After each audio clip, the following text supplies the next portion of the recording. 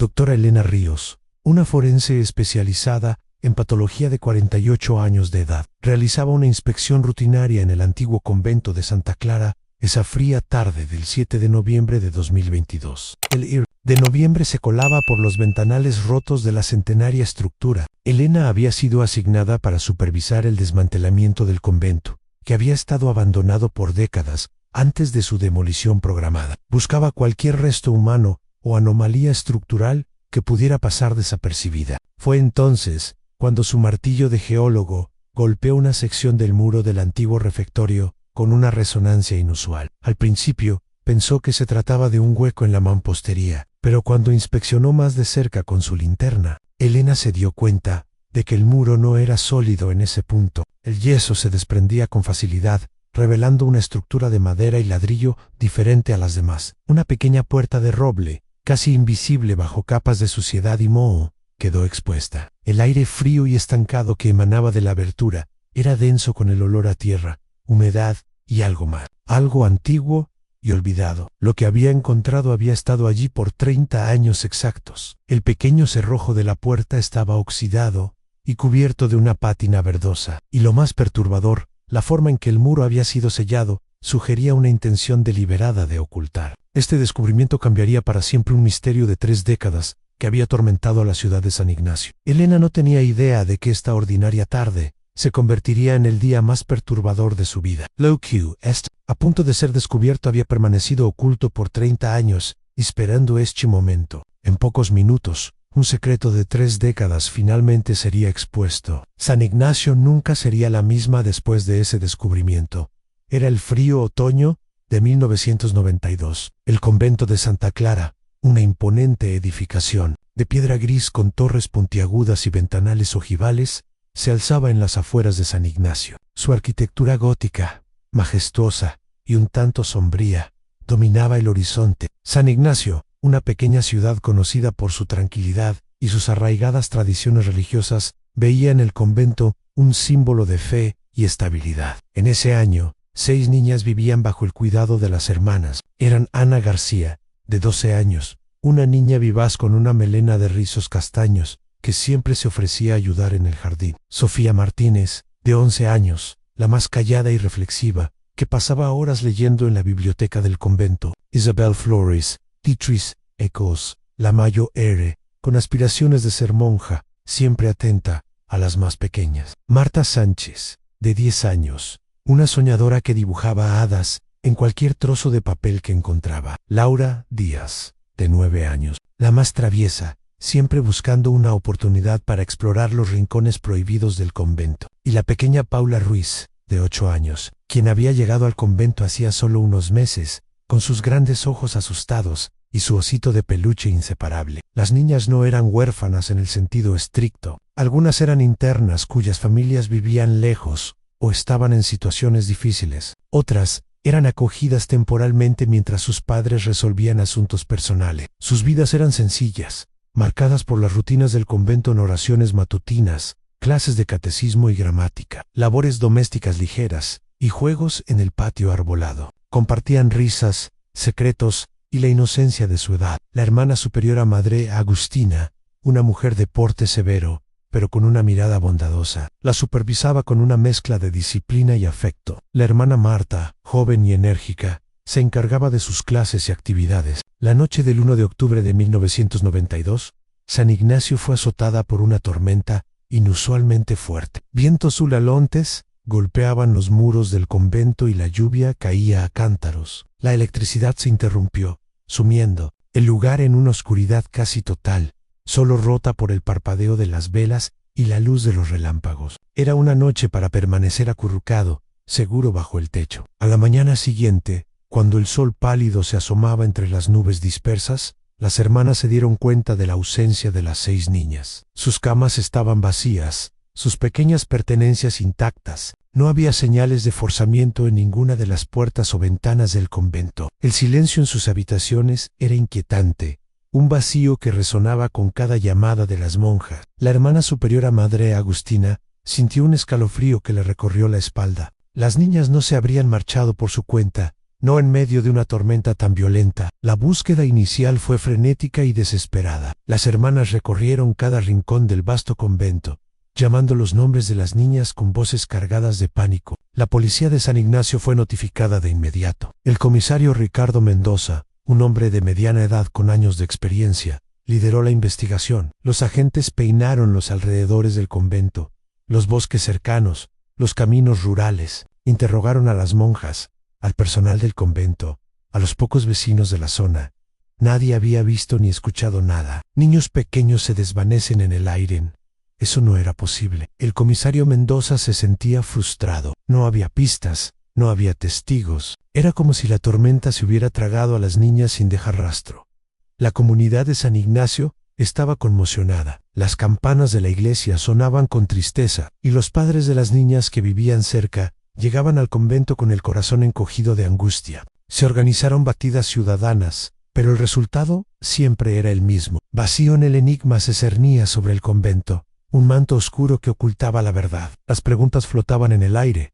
¿Qué había sido de Ana, Sofía, Isabel, Marta, Laura y Paula? ¿Quién o qué se las había llevado? La confusión inicial se transformó en una sensación opresiva de pérdida. Los días se convirtieron en semanas, las semanas en meses, y los meses en años. El misterio de las 6 niñas desaparecidas del convento de Santa Clara nunca se resolvió. El caso se enfrió a arcavaro como desapariciones sin explicación. La comunidad de San Ignacio, aunque nunca olvidó, aprendió a vivir con la sombra de esa tragedia. El convento, con sus muros de piedra gris, parecía guardar un secreto profundo. Poco a poco, las monjas fueron trasladadas o fallecieron. El convento quedó vacío, un monumento a la fe rota y al dolor sin respuesta. La vida de las familias de las niñas fue un calvario silencioso. Cada cumpleaños, cada Navidad, era un recordatorio lacerante de su ausencia. Algunos padres murieron sin saber la verdad, llevándose consigo la esperanza de un reencuentro. Pero la verdad estaba allí,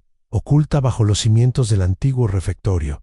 Las 6 niñas no habían desaparecido, habían sido secuestradas y mantenidas cautivas en un sótano oculto construido bajo el convento. Este oscuro secreto había sido orquestado por la hermana Elara, una monja que había llegado al convento de Santa Clara apenas unos meses antes de la desaparición de las niñas. La hermana Elara era, en realidad, Elara Dubois, una mujer de 55 años con un pasado turbio y una mente retorcida. Dubois había estado involucrada en un culto esotérico en su juventud, un culto que creía en la purificación a través del aislamiento y la reeducación de almas puras. Ella había visto en las niñas del convento las candidatas perfectas para su macabro experimento. La noche de la tormenta, mientras todos dormían y la electricidad se había ido, la hermana Elara, con la ayuda de un cómplice, Manuel Castro, un hombre corpulento que trabajaba como jardinero y se había ganado la confianza de las monjas, llevó a cabo su plan. Habían construido el sótano secreto durante meses, cavando por las noches, removiendo la tierra bajo la falsa ilusión de una reparación de cimientos. La tormenta proveyó la cobertura perfecta para sus acciones. Desactivaron las alarmas de las puertas, y sin el ruido del viento y la lluvia, nadie escuchó a las niñas ser llevadas. Elara y Castro habían trabajado con una precisión fría. Las niñas fueron drogadas para evitar que gritaran, y luego llevadas una por una a través de la pequeña puerta oculta. Dentro del sótano, un espacio de unos 15 metros cuadrados, las niñas encontraron una realidad aterradora. El aire era pesado, la luz escasa. Elara las sometió a un régimen de purificación, un eufemismo para un lavado de cerebro brutal. Les decía que el mundo exterior estaba lleno de maldad, que sus familias las habían abandonado y que el convento era el único lugar seguro, su refugio. Les prometió una vida de paz y pureza si seguían sus reglas. Tenían acceso a agua y comida básica,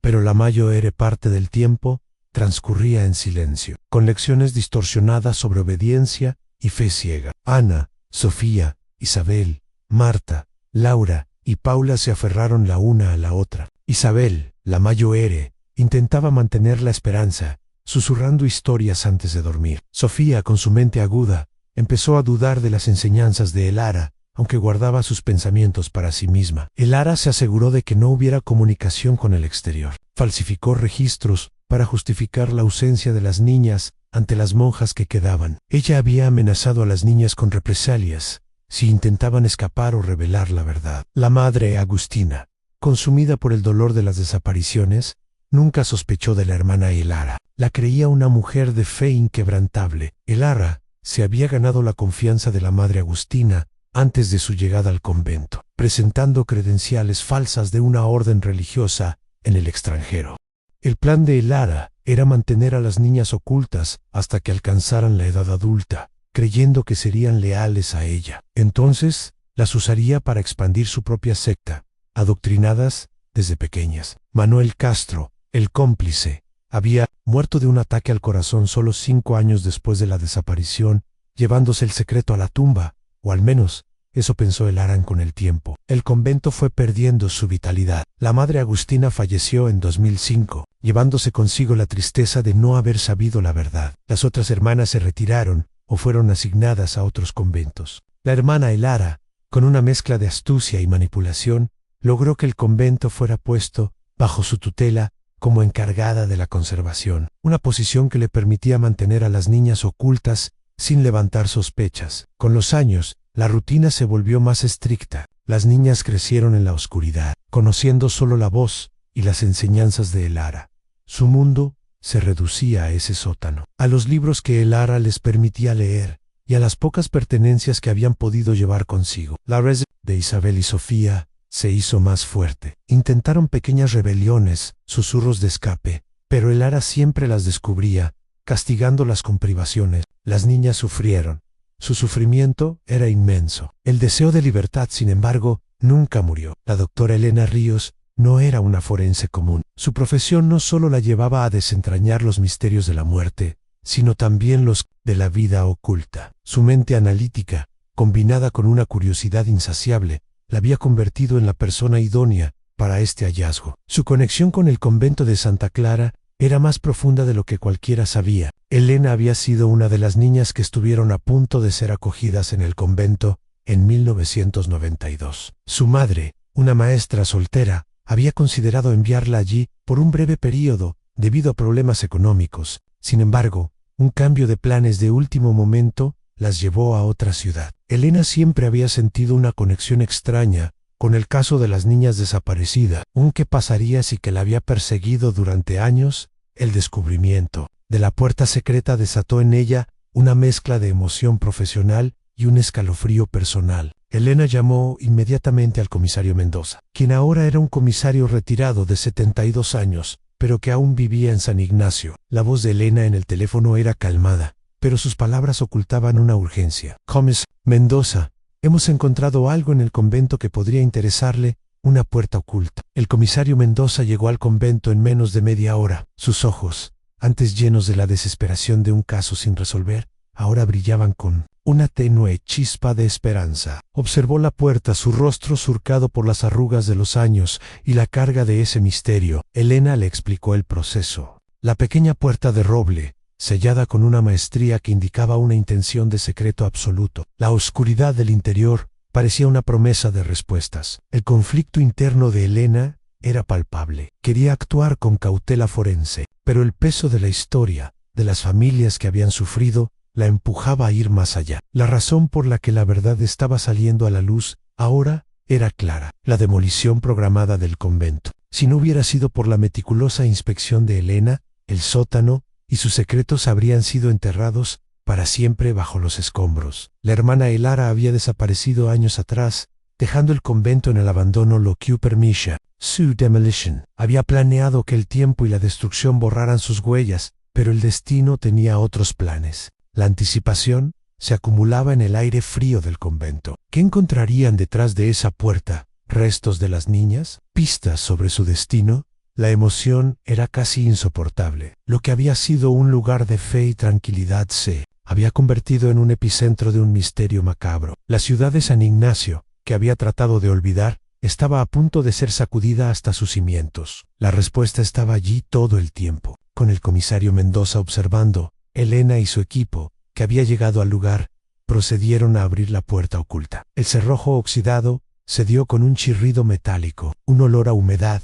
polvo y algo más, algo denso y humano, inundó la aire. La linterna de Elena perforó la oscuridad del pasillo estrecho que conducía a una estancia más grande. Lo que vieron allí dejó a todos sin aliento. No había esqueletos, ni los restos esperados de una tragedia. En su lugar, encontraron a 4 mujeres demacradas, de entre 38 y 43 años, sentadas en el suelo de tierra, sus cuerpos frágiles envueltos en ropas viejas y raídas. Sus ojos, agrandados por la penumbra, reflejaban una mezcla de miedo y una esperanza casi imposible. Eran Sofía, Isabel, Marta y Laura. Sus edades correspondían con las de las niñas desaparecidas, ahora mujeres atrapadas en un limbo. Sofía, con sus gafas de lectura en el regazo, intentó hablar, pero su voz era un susurro ronco. Isabel, la protectora, intentó cubrir a Marta y Laura con un brazo tembloroso. Ana y Paula no estaban allí.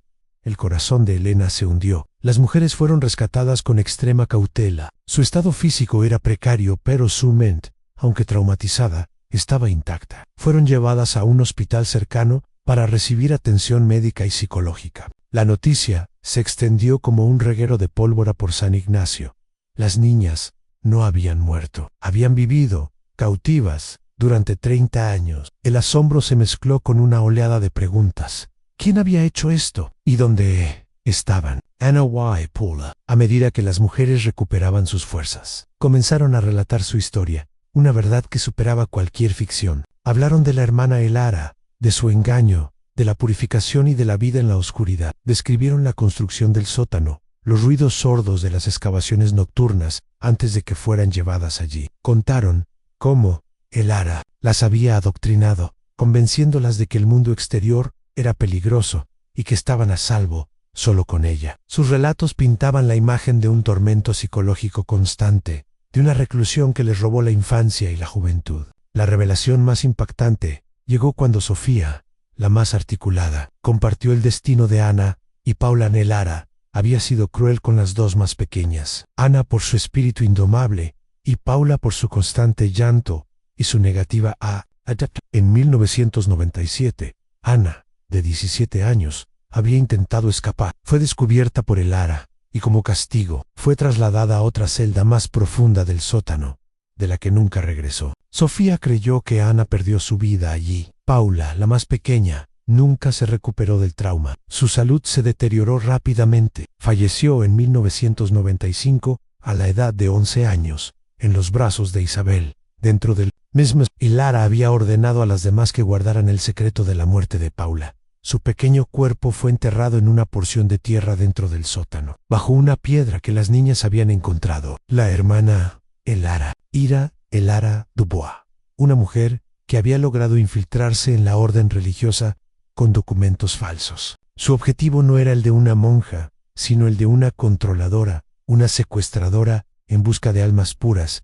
para su retorcida visión. Después de la muerte de Paula, la disciplina de Elara se hizo aún más severa. La comida era escasa, la luz se racionaba. Las niñas, ahora jóvenes, se aferraron a la esperanza de ser encontradas. Desarrollaron un sistema de comunicación silencioso, de miradas y pequeños gestos, para mantenerse unidas. Cuando la hermana Elara desapareció sin dejar rastro en 2017, las mujeres en el sótano no sabían qué hacer. Habían sido adoctrinadas para no confiar en el mundo exterior. Pasaron 5 años más en la penumbra, debilitadas, pero aún vivas, hasta el momento de su milagroso rescate. La hermana Elara, al parecer, había huido antes de que la demolición del convento pudiera exponer su secreto. O tal vez había muerto en algún lugar remoto, convencida de que su obra permanecería oculta para siempre. La noticia de la hermana Elara, una monja venerada en su momento por su devoción, ser la culpable, causó una conmoción inmensa en la ciudad.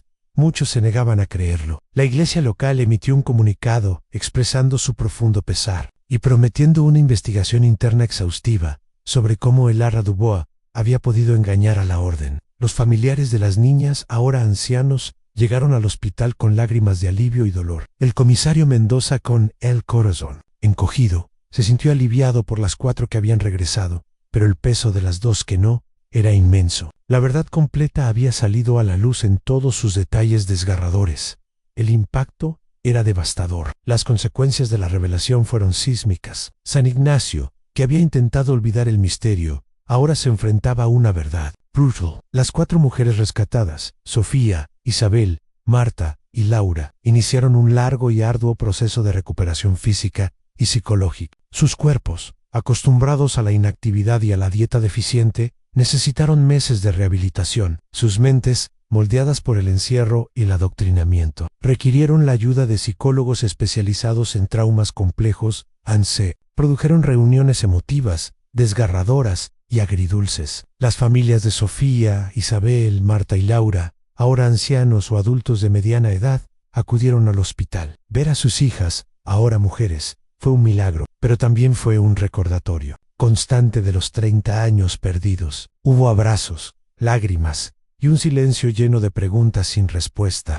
Las madres de las niñas C. y Vivian las abrazaron con la fuerza de un amor que había resistido el paso del tiempo y la desesperación. El destino de la hermana Elara Dubois, permaneció envuelto en un misterio. A pesar de una intensa búsqueda nacional e internacional, nunca fue encontrada. Algunas teorías sugerían que había huido a un país lejano, quizás para unirse a otro grupo esotérico. Otras, más sombrías, especulaban que había muerto sola en algún lugar, víctima de su propia locura. Su escape de la justicia añadió un matiz oscuro al final de la historia. El impacto de sus crímenes en la comunidad religiosa fue devastador. La orden a la que el convento de Santa Clara estaba afiliado prometió una revisión exhaustiva de sus protocolos de admisión y supervisión. La confianza en la institución fue sacudida hasta sus cimientos. La búsqueda de Ana y Paula se reactivó. Los restos de Paula fueron finalmente exhumados del sótano, un pequeño esqueleto que hablaba de una vida truncada demasiado pronto. Su entierro, 30 años después de su muerte, fue un evento solemne y emotivo. El paradero de Ana, sin embargo, siguió siendo un enigma. Las mujeres rescatadas solo sabían que había sido llevada a una sección más profunda, una celda oculta de la que nunca regresó. Una nueva búsqueda arqueológica se realizó en los cimientos del convento, pero no se encontró nada más. El destino final de Ana se convirtió en otro misterio, aunque esta vez con la esperanza de que su espíritu encontrara la paz. El convento de Santa Clara fue finalmente demolido, pero no antes de que una ceremonia de recuerdo se celebrara en sus ruinas. Un monumento con los nombres de las 6 niñas, incluyendo a Ana y Paula, fue erigido en el lugar. San Ignacio, una ciudad que había intentado olvidar, ahora recordaba con dolor y con una nueva comprensión de la capacidad humana para la crueldad y la resiliencia. Las mujeres rescatadas, aunque marcadas por su calvario,